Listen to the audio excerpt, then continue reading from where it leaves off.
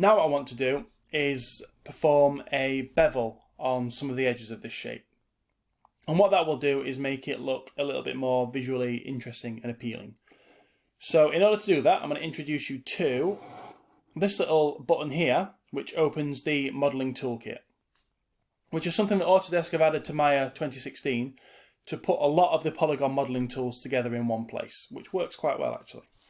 So if we click on that, the first thing we're going to want to do is change it from object selection mode, which allows you to select the whole object.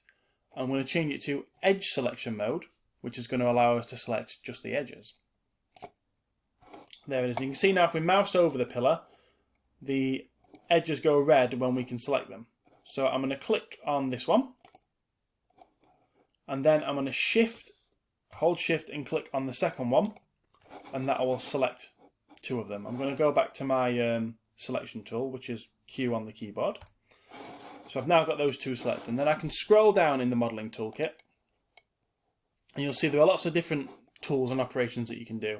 But in this case, I just want to do a bevel. So I'm going to click on bevel, and you will notice that it opens up a little properties box so you can change what the bevel looks like. So I'm just going to zoom in a little bit so I can see what the bevel is, and I'm just going to up the fraction by clicking and dragging on the word fraction. I'm going to up it slightly. I think I'm going to go for 0.7. I think looks pretty good. Like that. Yeah, it's pretty nice. And then, once I'm happy with that, the next thing I'm going to do is I just want to select these edges at the bottom. So there are three edges here that I want to select. That one, I'm going to hold shift and select that one. I'm going to hold shift and select that one. I'm just going to put it back into wireframe view, pressing forward, just to make sure I've actually got them, because it's intersecting the floor a little bit, which is making it difficult to see. And with those three edges selected, I'm just going to move to my move tool, change to my move tool, and I'm going to move on this axis here, and you can see that's adding a bit of a slope to the shape. And again, I'm just doing that to make it look a little bit more interesting, really. And I'm going to press 5 to move back into shaded view, and then in my modelling toolkit, I'm going to scroll back up and put the pillar back into object selection mode.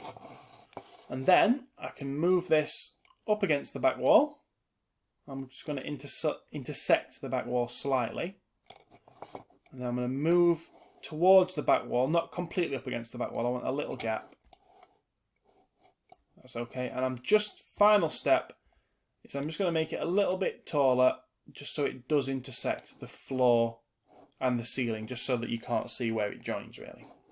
So from inside the room, it should now look like that, which just adds a little bit more detail to the way the room looks.